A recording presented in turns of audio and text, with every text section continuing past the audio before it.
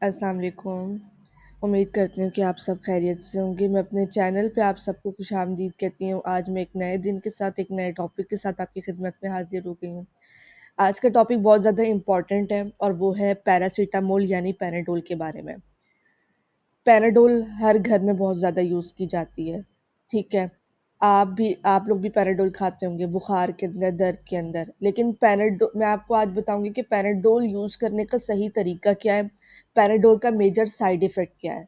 क्योंकि बहुत सारे लोग पैराडोल को एक स्वीट की तरह खा रहे होते हैं और उन्हें पता नहीं चल रहा होता कि पैराडोल का कितना बड़ा एक साइड इफ़ेक्ट है, जिसकी वजह से जो है वो हमारी बॉडी के अंदर बहुत सारी बीमारियों को जनरेट कर रहा होता है।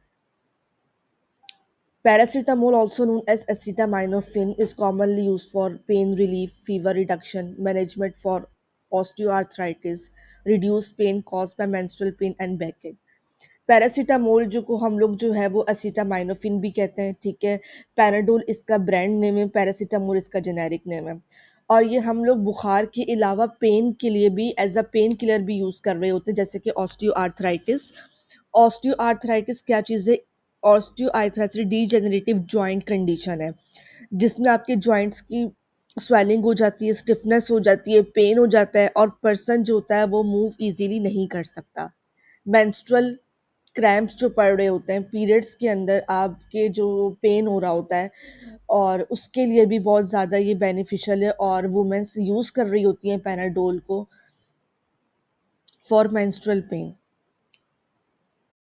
जैसा कि मैंने आपको बताया कि इसका सही यूज़ बहुत सारे लोगों को नहीं पता। इसकी लीफलेट के ऊपर जो हमारे पास अक्सर मेडिसिन्स के अंदर होता है एक पर्चा टाइप का, ठीक है? लीफलेट के अंदर सारी इसकी जो है वो तरीक़ा-ए-कार लिखा होता है, लेकिन हम उसको पढ़ते नहीं हैं, ठीक है? हम खुद से ले रहे होते हैं, इसकी डोज़ेज़ भी हम खुद से एडजस्ट कर रहे होते हैं और हम पढ़ने की वो ज़हमत नहीं करते, ठीक है? तो आपने उसको लाज़मी पढ़ना है, उसके अंदर सही तरीका लिखा हुआ है कि बच्चों को कैसे देनी है, बड़ों को कैसे देनी है, ठीक है? वो सब चीज़ें उसके अंदर लिखी हुई हैं। अब यहाँ पर भी मैंने ये बात लिखी है कि it's important to use it according to recommended dosages and excessive can lead to liver damage. सबसे बड़ा साइड इफ़ेक्ट पैनाडोल का है, लिवर को डैमेज करता है, ठीक है? आपके जो लिवर है उसको जो है वो उसकी वर्किंग कम हो जाती है। लिवर का काम क्या है? खून बनाना, ठीक है? तो ये क्या हो रहा है कि ये लिवर को भी डैमेज कर रहा है। Always follow the instructions on the medication label और as devised by the health care provider. Doctor जिस तरीके से आप लोगों को बता रहा है कि आप लोगों ने पैनाडोल खानी है, आपने उस तरह से खानी है। अमूमन एडल्ट डोज जो होती है वो एवरी 6 आवर्स होती है, 500 mg, ठीक है? आप लोगों ने इस तरह से इसको यूज़ करना होता है। आगे एज के हिसाब से मैंने इसकी डोजेज़ बताई हुई हैं, आगे हम पढ़ लेते हैं।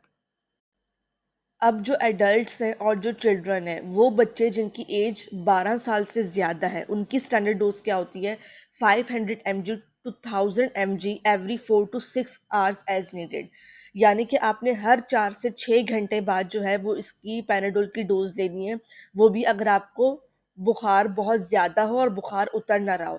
अक्सर ऐसा होता है कि नॉर्मली हल्का सा बुखार हो रहा होता है तो हम लोग पैराडोल लेके बैठ जाते हैं, तो हमने ऐसे नहीं करना, ठीक है? मैक्सिमम डोज इसकी कितनी होती है? 4000 mg पर डे। आप 4000 mg से अपनी डोज को एक्सीड नहीं कर सकते। अब चिल्ड्रन डोज पे आ जाएं। चिल्ड्रन डोज जो है वो 6 टू 12 ईयर्स की एज में यहाँ पे मेंशन की हुई है। इसकी स्टैंडर्ड डोज कितनी है? 250 mg to 500 mg every 4 to 6 hours as needed. यानी कि 250 से लेके 500 mg तक एवरी 4 टू 6 आवर्स आप ले सकते हैं। और इसकी maximum dose 2000 to 3000 mg per day है। लेकिन ये डिपेंड भी कर रहा होता है पेशेंट की वेट के ऊपर, ठीक है? अक्सर डॉक्टर्स करते हैं कि वेट के हिसाब से आपकी डोज को एडजस्ट कर रहे होते हैं, ठीक है? तो फिर आपने उस हिसाब से लेनी होती है। अब चिल्ड्रंस की यहाँ पर एज लिमिट दी हुई है अंडर 6 ईयर्स। डोजेज की बात कर लेते हैं तो based on weight with specific recommendation from a health care provider as per product instruction. यहाँ पर भी ये बात बताई गई है कि आपने जो है वो डॉक्टर जो होता है वो वेट के और एज के हिसाब से आपकी डोज को एडजस्ट कर रहा होता है, ठीक है? बच्चों को किस तरह से दी जाती है? नॉर्मली हम लिक्विड फॉर्म के अंदर दे रहे होते हैं और ड्रॉप्स की फॉर्म में दे रहे होते हैं बच्चों को पैनाडोल, ठीक है? और क्योंकि वो पेशेंट कंप्लायंस यहाँ से मैच हो रही होती है, तो इसलिए हम लोग जो होते हैं वो बहुत ज़्यादा छोटे बच्चे होते हैं और उनको हम ज़्यादा क्वांटिटी में नहीं देते हैं, क्योंकि बच्चों का जो सारे ऑर्गन्स होते हैं वो बहुत फ्रेश होता है, ठीक है? तो आपको जैसे मैंने बताया कि पैराडोल का जो मेजर साइड इफ़ेक्ट है वो है लिवर टॉक्सिसिटी।